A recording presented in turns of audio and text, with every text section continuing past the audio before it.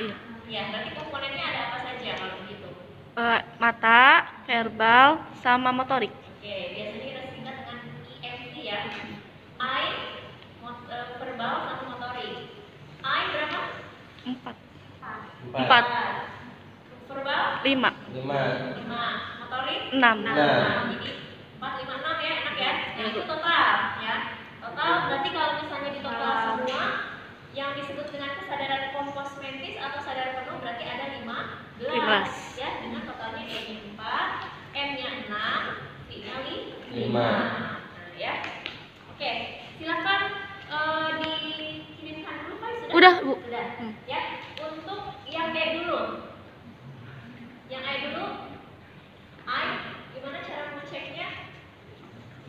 Cara ngeceknya gimana? Misalnya pasien kita datang ke pasien, kemudian pasien sudah buka mata spontan tanpa kita panggil, tanpa kita stimulus menggunakan nyeri, berarti itu dia membuka mata dengan spontan. Berarti nilainya 4. Ya. Tapi kalau misalnya kita sudah mendekati pasien tapi pasien masih tertidur, ya, tidak membuka mata spontan, kita kasih stimulus dengan memanggil ya. Pak, Iya, Bu. buka mata sambil tadi ya Bu gitu ya. Buka mata, nah berarti itu I-nya 3 karena secara verbal. Kemudian kalau misalnya dipanggil-panggil nggak nyaut juga, ya kita menggunakan stimulus nyeri. Nah kalau dulu stimulus nyerinya kita menggunakan ini, kemudian di sternum. Nah sekarang kita sudah tidak menggunakan lagi cara itu, ya. Gunakan caranya adalah dicubit daerah sini, ya. Ini nih, ya, Pak, ya, atau di sini, ya, ini nih, ya. Seperti ini ya. Ini ya. Kalau misalnya pada saat diginikan buka mata, berarti itu E-nya berapa?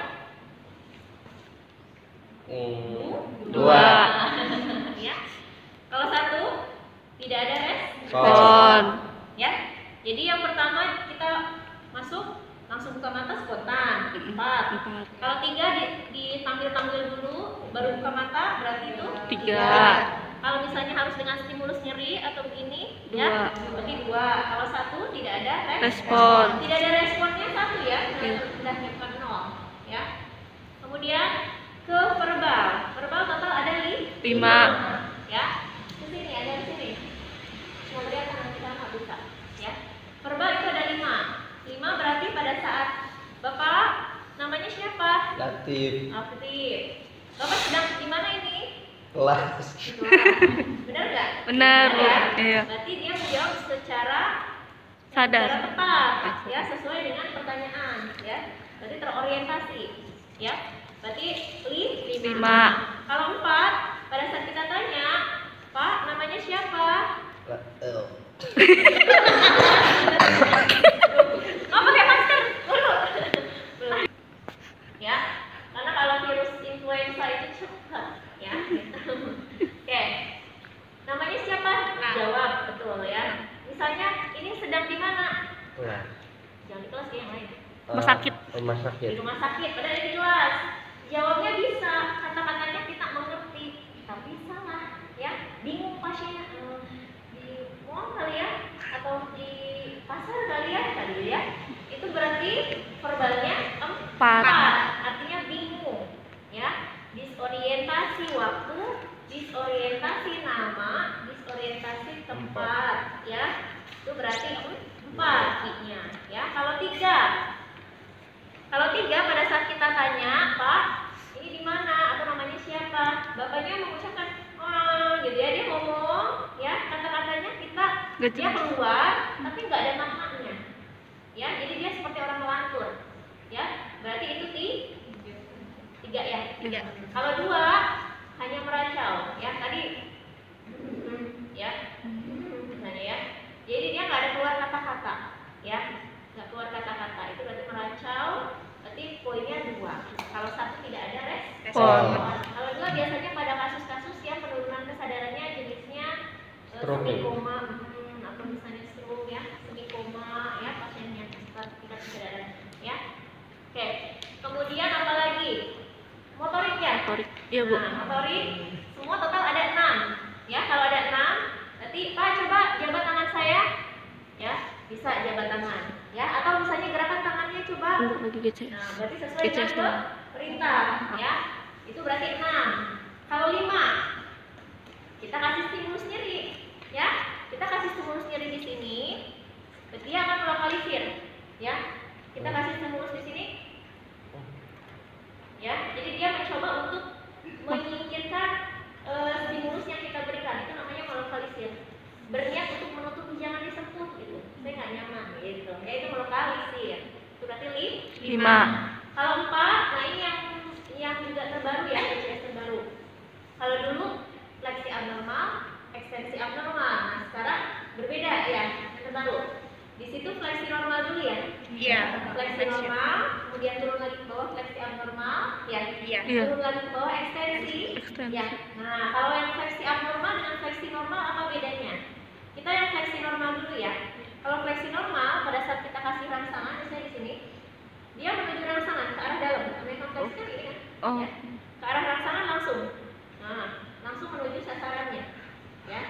Dengan cepat, set gitu. Ya, itu fleksi normal. Kalau fleksi abnormal, kita kasih rangsangan sebelah sini, dia mau nyampe cuma gerakannya lambat. Atau ada tremor, ya. Ya, dan dia nggak nyampe ke sasaran. Ya, tapi gerakannya fleksi tetap ke arah dalam. Tapi dia lebih lambat, ya, dan juga tidak sampai ke sasaran stimulusnya. Itu fleksi abnormal. Kalau ekstensi, pada saat kita kasih gini, dia langsung gini. Ya, ke arah keluar. Nah, biasanya pada pasien-pasien yang tingkat kesadaran dia bingung, yang dia ngamuk-ngamuk, atau dia yang levelnya lebih rendah tuh GCS-nya di bawah 8, ya pada saat kita stimulus itu dia langsung gini, ya, gerakannya gini, keluar tubuh, ya, itu namanya ekstensi. Berarti nilainya 2. Kalau 1 berarti tidak ada respon. Bisa? Bisa ya? Itu nanti dilakukan semua, ya, gitu. Kemudian nomor 7, inspeksi adanya luka di kepala. Ini kan disebutin ya, adanya sepal hematom, ada hematom. Perdarahan ya? Iya, misalnya karena kebetul kepalanya cedera kepala, ya. Kemudian raccoon eyes, bedakan dengan mata panda. Kalau mata panda, hitamnya cuma di bawah, bentukan ke mata, itu mata panda. Tapi kalau raccoon, tahu binatang raccoon? Iya. Dia matanya kan hitamnya segini, bulat ya. Nah, itu raccoon eyes. Jadi dia ada memar, menghitam. Ya, itu namanya raccoon eyes. Ya, biasanya kan kalau orang habis cedera kepala atau kebentur, dia akan menimbulkan memar kan? Nah, itu namanya raccoon eyes, ya.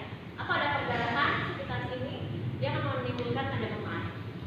Perdarahan dari telinga, hidung, mulut, itu juga biasanya dampak dari cedera kepala dan menunjukkan adanya peningkatan tekanan intrakranial. Ya, ada muntah atau ada keluar darah, itu jangan-jangan ada peningkatan tekanan intrakranial karena cedera kepala, ya, gitu. Oke, sekarang dari mulai poin 8 sampai seterusnya ini ada nervus ya. Ini pun harus wajib hafal, ya. Nervus 1 sampai dengan 12, ya. Oke, dimulai dengan nervus 1 dulu. Olfaktorius. Teman-teman kalau mau lebih lengkap ada yang mau dulu ya. Untuk KMD 3 itu ada ya gambar-gambarnya, ya. Olfaktorius atau penciuman. Kita bisa menggunakan Bapak bisa tutup mulutnya, tutup matanya ya. Ini enggak ada. Ini anggap aja misalnya untuk kebauan ya. Kita bisa menggunakan minyak kayu putih atau minyak wangi ya. Bapaknya ditutup matanya, kemudian kita misalnya pakai cotton bud ya.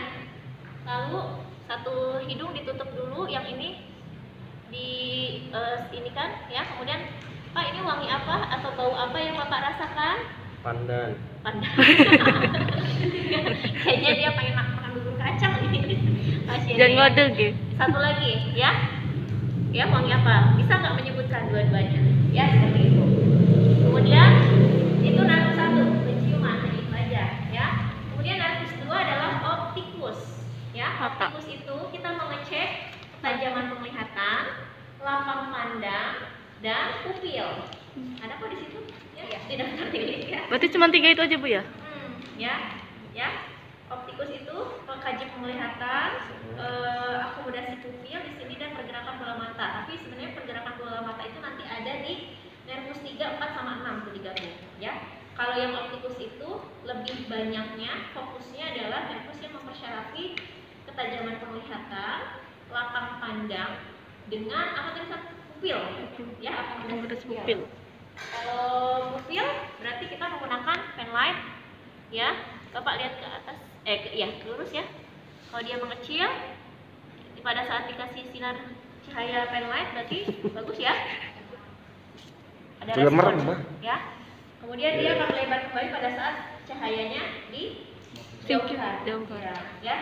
Berarti tidak ada midriasis atau tidak ada meiosis. Kalau midriasis dia lebar terus, mau dikasih cahaya juga lebar terus. Biasanya tanda-tanda mendekati kematian.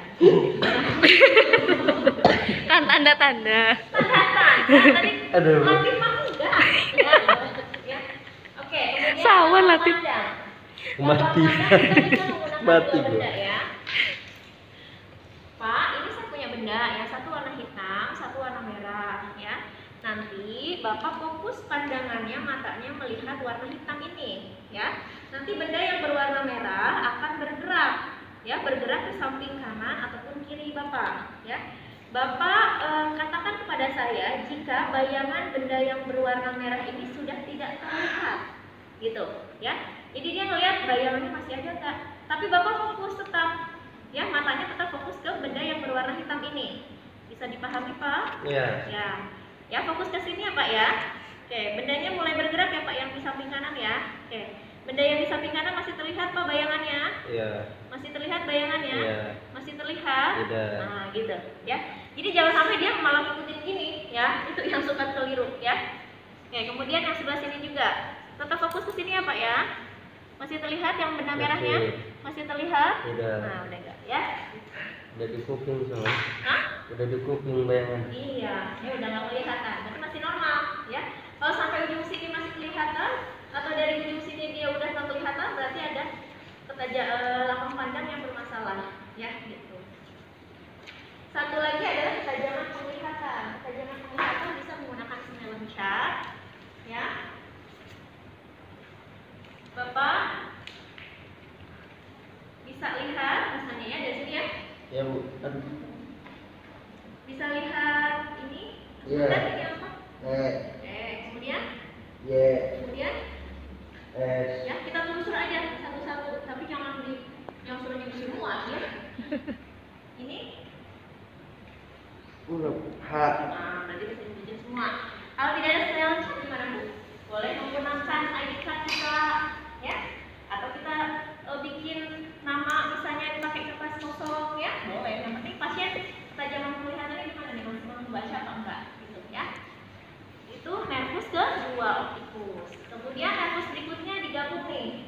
Nervus 3, 4 dengan 6. Ya. Iya. Nervus 5-nya nanti gabung dengan yang facialis, nervus 7. Sekarang kita gabung dulu nervus 3, 4 sama 6, ya. Yaitu apa? Oculomotorius, trochlearis dan abducens. Ya. Ini mengkaji apa saja? Ini mengkaji ini apa namanya, pergerakan bola mata, ya, pergerakan bola mata. Oke, ini ya, pergerakan bola matanya. Jadi ada atas bawah, samping kanan kiri, dan segala arah. Namanya ada 3 nervus, ya, gitu. Oke, Pak, Bapak ini nanti ikutin benda ini ya, matanya ya, bergerak sesuai dengan pergerakan benda yang hitam ini, tetapi kepalanya tetap diam, hanya matanya saja yang bergerak. Oke, maksimal ya Pak ya. Nah, atas bawah yang tadi ya, di samping kanan, samping kiri, kemudian ke segala arah. Nah, gitu, saya atas bawah kanan kiri ke segala arah, ya, nyerong ya. Itu 3, 4, sama 6. Udah tuh, ya. Gitu dong. Iya. Oh, iya. Doang nggak tuh? Itu doang bener loh ya. Iya. Cuma ada satu ujian. Kemudian nervus berikutnya adalah apa? Nervus berikutnya adalah nervus 5 sama 7 ya. Nervus 5 dan 7. Nervus 5 itu trigeminus, nervus 7 itu facialis. Jadi ini letaknya ada di area otot-otot wajah, gitu, ya. Dimana nanti pasiennya kita minta untuk tersenyum lebar. Coba nanti buka dulu maskernya boleh. Coba senyumnya Tip. Senyum. Nah,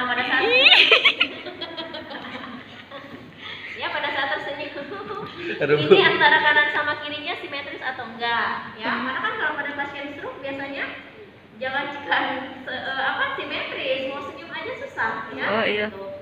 Kemudian ada mencong nggak ke samping kanan atau kiri ya, tertarik ke satu sisi gitu ya, itu menunjukkan berarti ada otot atau nervus di facialis yang bermasalah ya.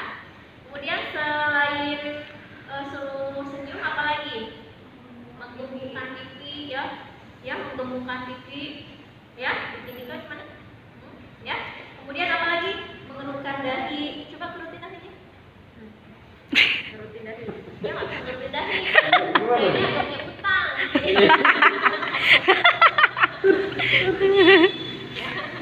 Kerutin dahi, menggembungkan pipi, terus memejamkan mata dengan kuat. Coba pejamkan mata kuat. Nah, bisa dilihat kalau menjamin mata, lihat dari bagian alisnya tuh dia simetris nggak, atau jangan-jangan ada yang tertarik ke satu sisi ya, gitu. Lalu apalagi, di yang trigeminusnya boleh kita menggunakan harusnya di sini ada kapas ya, refleks kornea dengan sensasi sensori di area wajah. Dia masih ngerasain enggak? Trigeminus ya. Kalau nggak ada kapas nggak apa-apa ya. Jadi di sini pakai harusnya kapas ya, dipelintir gitu ya ujungnya. Nanti kita masukin ke sini, coba dibuka matanya. Nah, ada respon mengenit nggak si korneanya? Ya, gitu. Harusnya pakai kapas, sorry ya. Kemudian di sini ya masih terasa enggak ya? Jadi otot-otot di maksilaris ya, mandibularis di sini ya, di dagu. Kemudian daerah sini pasiennya masih bisa merasakan sensasi sensori atau enggak ya? Gitu. Lalu apa lagi? Selain itu kita lanjut ke 5 dan 7 itu ada apa lagi? Oh iya, ada pengecap, sorry saya lupa. Di nervus ke-7 itu juga ada respon pengecap ya, nervus yang mempersyaratkan pengecapan atau perasa lidah bagian depan ya. Jadi persyaratan lidah juga ada dua, bagian depan dengan bagian belakang. Nah, nervusnya berbeda yang mengaturnya ya. Kalau yang bagian depan yang bisa merasakan manis dengan asin itu ada di nervus 7 ya. Tapi nanti bagian belakang posterior, kalau tadi kan anterior ya, yang bagian belakang yang bisa merasakan pahit itu ada di nervus ke-10 ya, bagian ke-10. Jadi kita juga bisa sekaligus tadi, selain pasien suruh ngerutin dahi, menggembungkan pipi, tersenyum lebar, memejamkan mata, ada refleks kornea ya, nervus yang 5-nya tadi ya. Kemudian apalagi, sensasi sensori di daerah maksilaris ya, otot maksilaris, mandibularis sini, maksilaris ini ya, mandibularis ini ya, dia masih merasakan sensasi atau enggak. Kita juga mengecek pengecapan ya, dengan cara ya, pasien suruh julurin lidah ya, jangan serius ya, bohongan aja ya.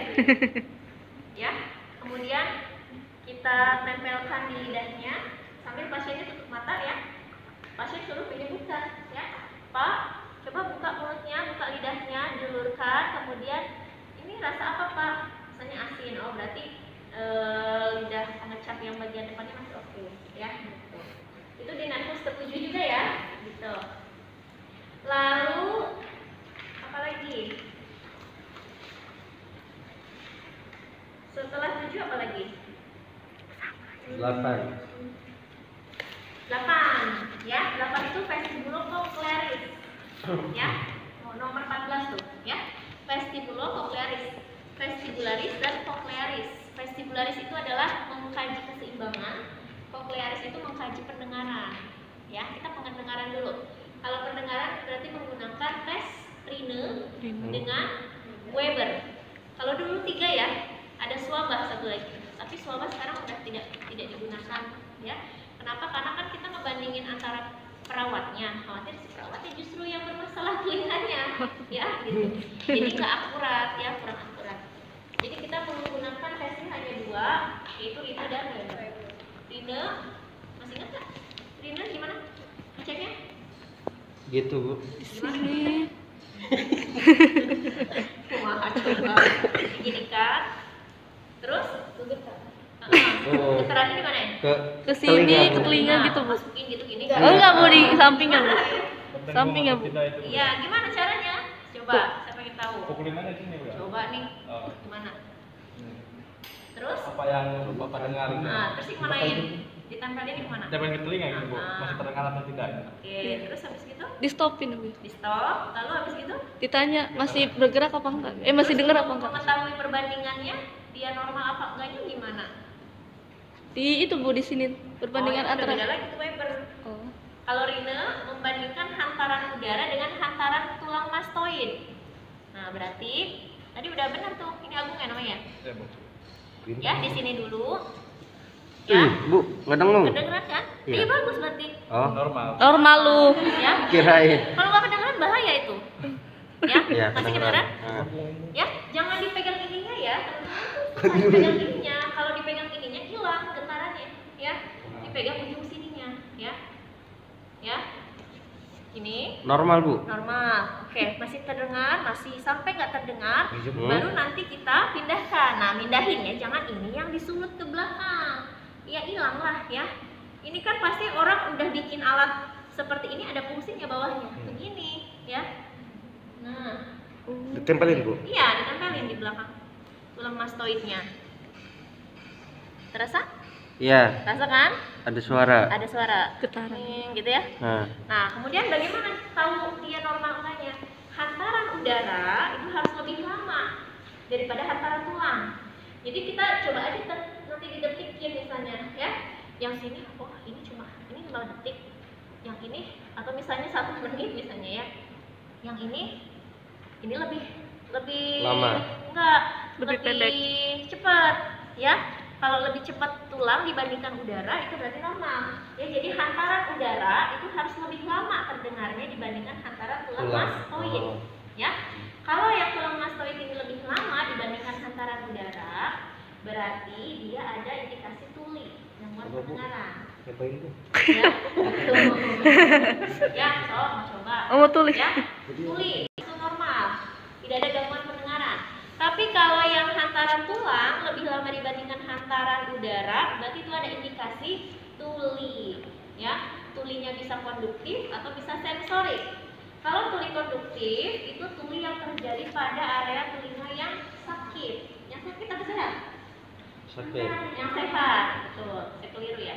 Kalau yang sensorik pada telinga yang sakit. Contoh pada kasus apa sih? Contoh pada kasus congean atau oma ya, otitis media, ya, misalnya keluar cairannya sebelah kanan. Berarti yang sakitnya sebelah kanan kan telinganya. Pada saat kita cek, yang mengalami gangguan pendengaran yang sebelah kiri, berarti tulinya tuli apa? Konduktif. Karena dia daerah yang Sehat. Yang ini. sehat yang mana? Yang Sensorik apa konduktif? Sensorik. kosong. Konduktif, ya. Konduktif. Konduktif sehat, Oh, iya, iya. sensorik Sakit, sakit, iya, Bu. ya, gitu. Ya, konduktif pada telinga yang sehat, sensorik pada telinga yang sakit, gitu ya. Oke. Yang kedua adalah Weber. Kalau Weber di sini, Nah. sini, dengar? Kalau enggak sini, kita bedain sini nih. Dengan bohong. Kedengar tapi kecil, Bu. Ya, Bohong. memang agak kecil. Tapi kerasanya kanan kiri kerasa nggak atau sama? Barang. Atau bisa lebih ke rasanya ke samping aja? Karena semua ngetik. Ayo tip. Sama, Bu. Bohong, Oh, bohong, bohong.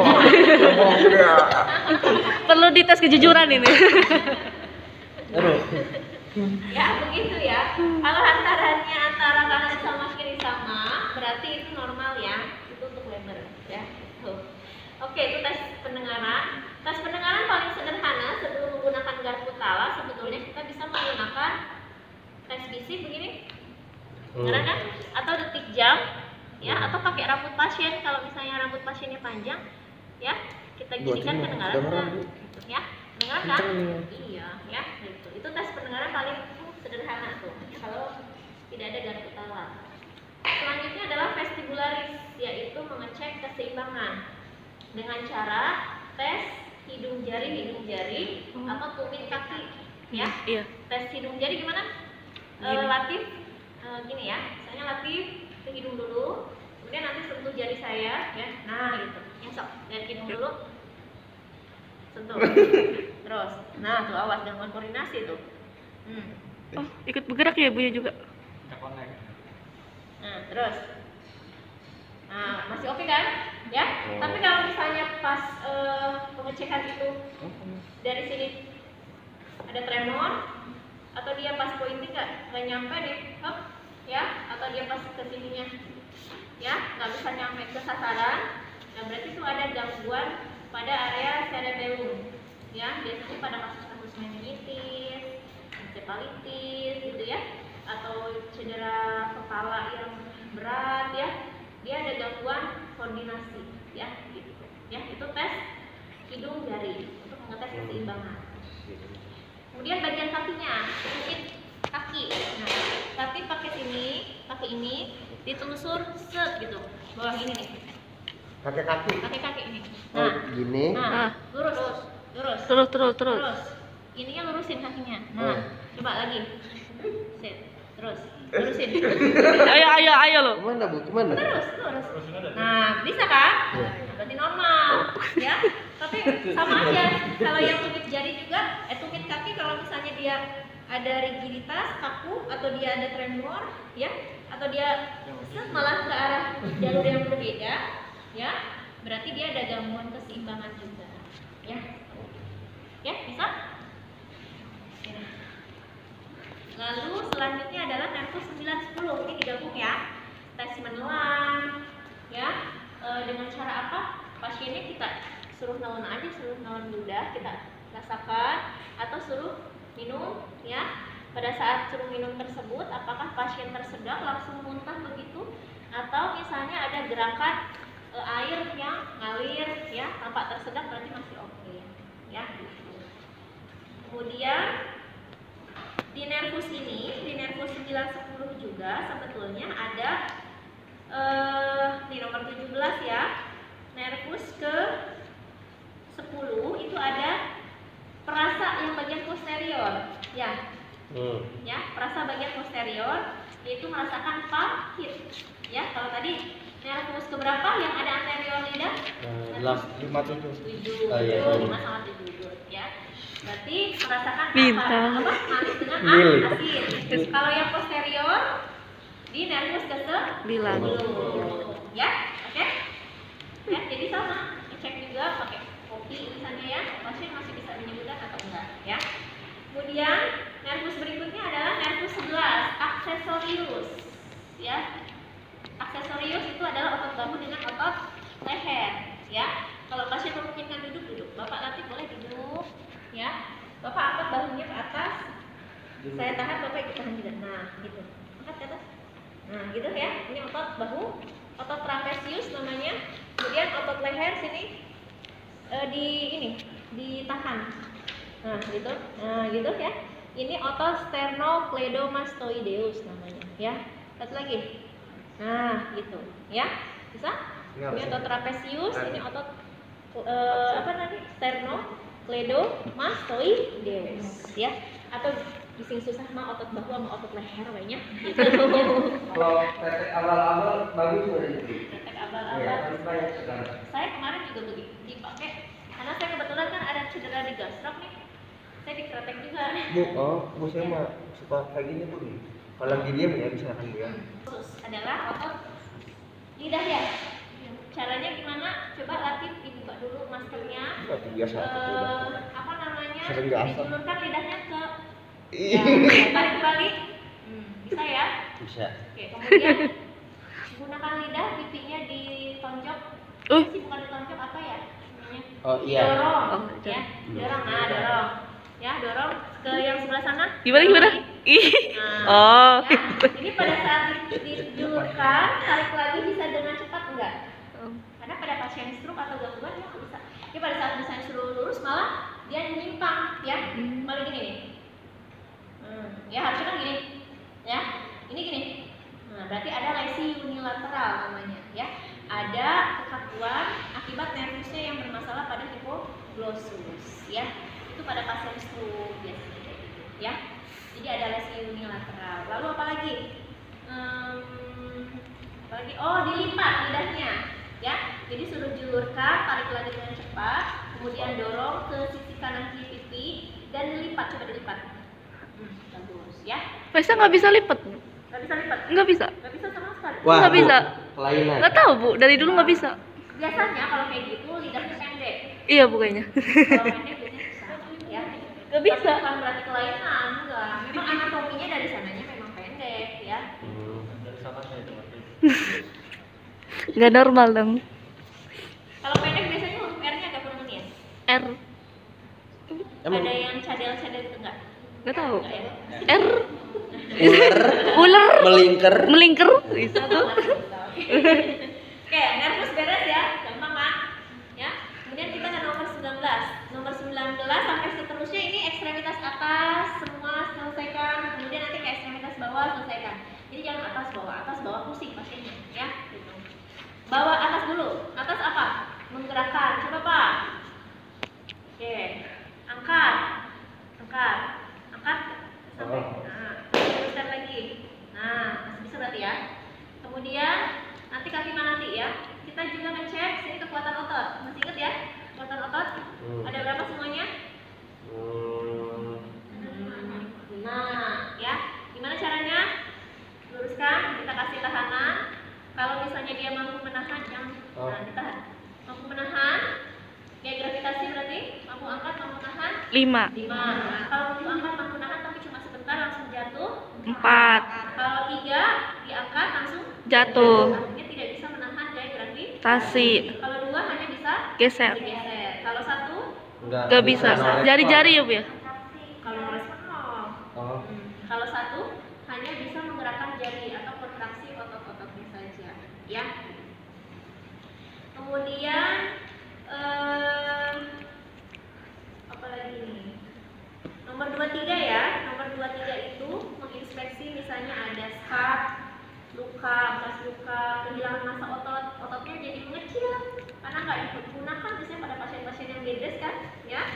Lalu gerakan yang nggak disadari tiba-tiba gini, ya, atau tiba-tiba dia gerakannya nggak disadari, itu berarti kan ada gangguan nervus ya, gangguan persyarafan. Fasikulasi itu gangguan integumen kalau nggak salah ya. Lalu tremor, ya, nomor 23. Lalu kita ngecek titik-titik dorongan, titik-titik dermatom, titik-titik dermatom dengan menggunakan ini ya.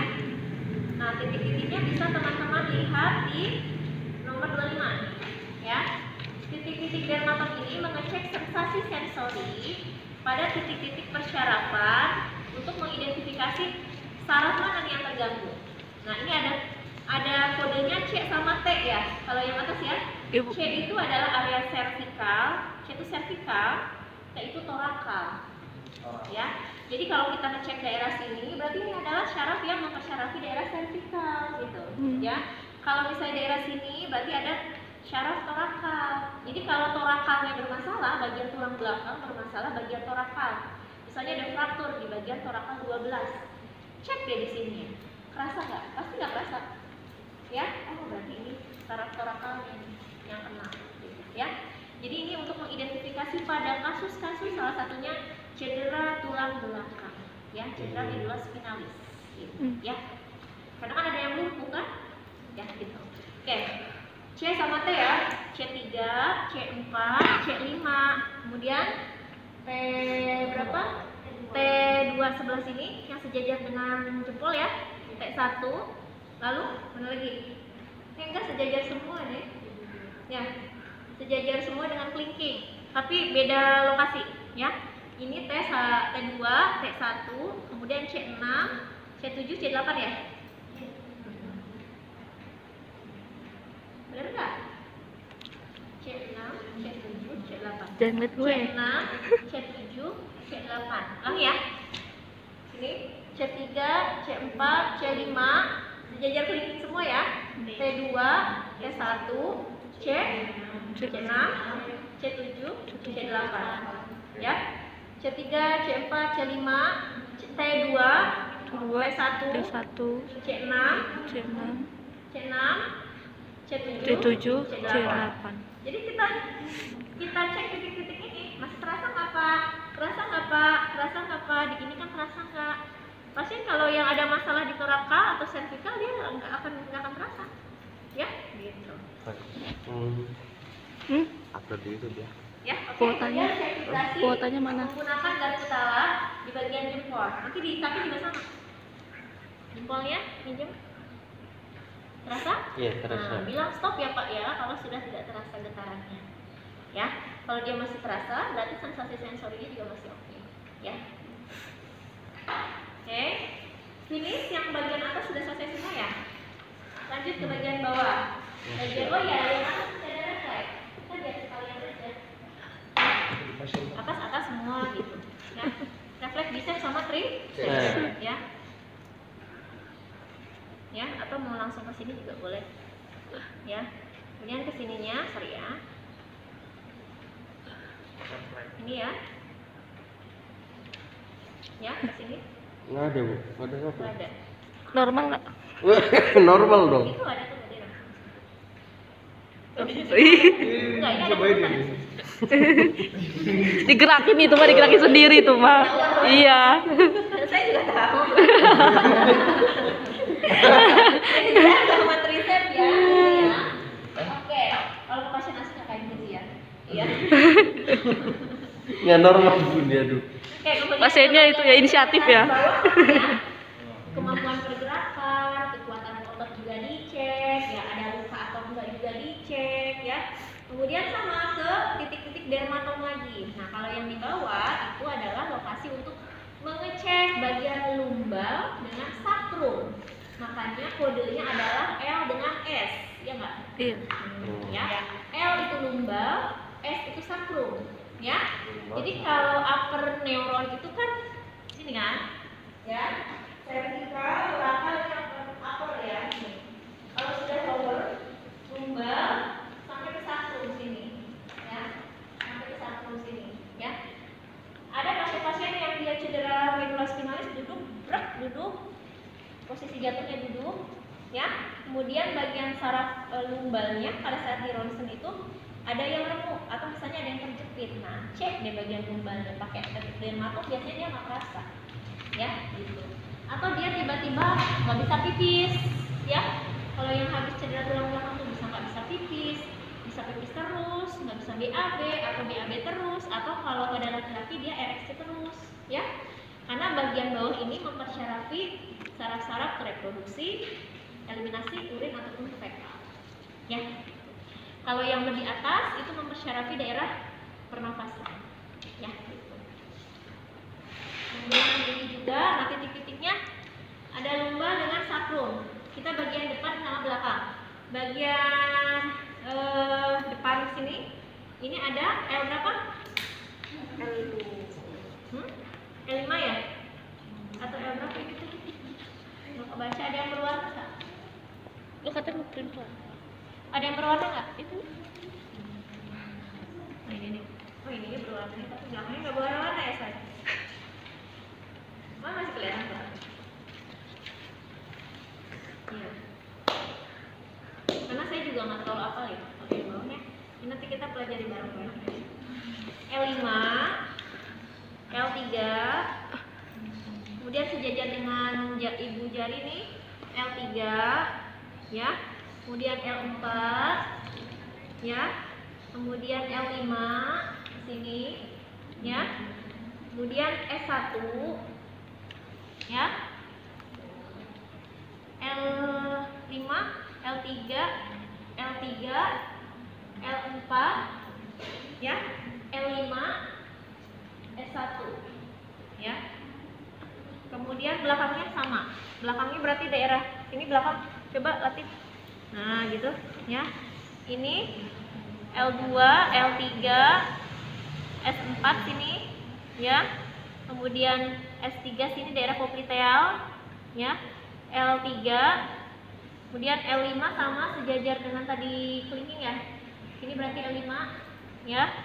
Kemudian di sini L4, ya, sama kan? Ya. Ini juga kan tadi L4 sini. Kemudian L5 sejajar kelingking, ini juga sama L5 sejajar kelingking, ya. Kayaknya kalau yang S lebih sedikit ya, banyaknya yang mempersyarafi lumbal ya. Nanti ini pelajari ya, lihat gambar-gambarnya ya.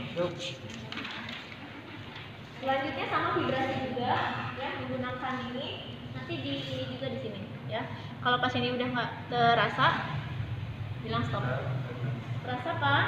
Iya. Terasa. Kalau nggak terasa bilang stop ya. Oh. Gitu. Di Kemudian refleks yang bawah. Refleks bawah ada apa? Ini kan bicep, ini patella dan Achilles. Achilles. Kalau pasiennya bisa duduk berarti di samping tempat tidur. Kalau nggak bisa duduk, posisinya ini gini kan. Wih, wih. Bener sama. Bener. Apa? Kalau kalian mau kaji itu jenisnya apa? No refleks, normal atau hiperrefleks? Hiper. Normal. Kalau Normal. hiperrefleks lebih dahsyat ya. Oh. Gitu. Makanya teman-teman kalau ngecek itu jangan di depan pasien ya, nantinya ke tendang ya. Kemudian yang sebelah sini ya. Ya, sebelah sini. Ini ada di sini kan refleks Achilles nih. Ya. Nanti dia ada nggak ada refleks, hipo, normal atau hiper. Ya. Oke, itu ya refleks fisiologis. Yang terakhir adalah refleks patologis berupa Babinski, ada kaku kudu, Brudzinski 1 2, Kernig dengan Lasek. Ya. Ini yang nomor terakhir ini menunjukkan adanya infeksi meningeal atau tidak pada kasus meningitis, encephalitis, ya itu bisa kita cek dari sini. Kalau Babinski, nah kalau ini refleksnya kayak gini. Kalau yang abnormal kan dia membentuk seperti gini, ya, ya. Lian berarti. Ya, Hiper. masih normal ya. Berarti Babinskinya negatif. Babinski itu harusnya ada di bayi aja. Anak saya masih usia 3 bulan ada refleks Babinski, tapi dia harus hilang di usia 6 bulan ya. Kalau usia 6 bulan apalagi segede latin masih ada, berarti ada masalah ya. Gitu. Oke, kemudian Berarti ada masalah nih. enggak, masih normal. Oh. Jadi refleks Babinski itu berarti refleks akhir itu nggak boleh ada ya, harus negatif semua ya, kecuali yang refleks fisiologis itu harus ada semua. Oke, setelah dari Babinski apa? Kaku kudu. Kaku kudu dengan Brudzinski 1 itu bisa dicek bersamaan ya. Jadi pada saat kita ngecek kaku kudu, kita lihat kaki ya. Kalau kakinya dia fleksi dua-duanya secara spontan, berarti dia Brudzinski 1-nya positif. Fleksi itu kita ngecek kaku kudu nih sebelah sini, nanti kakinya latif, dua-duanya langsung begini nih spontan, tapi kita nggak apa-apa ya, dia langsung gitu. Refleks ya. Ya, refleks ya. Oke, nanti gitu ceritanya ya. Kita buat misalnya settingannya Brudzinski 1-nya positif ya, tip ya. Ya, ini keangkat Bu. Angkat dulu ya. Kamu angkat. Pada saat aku fleksikan leher, kamu angkat 2 ya gitu. Oke. Jadi nah, Oh, gitu. ini berarti kaku kuduknya kita cek nih.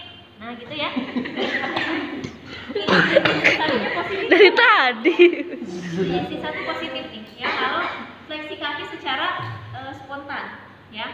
Nah, kaku kuduknya positif nggak? Kaku kuduk positif itu kaku kuduk itu sini leher ya.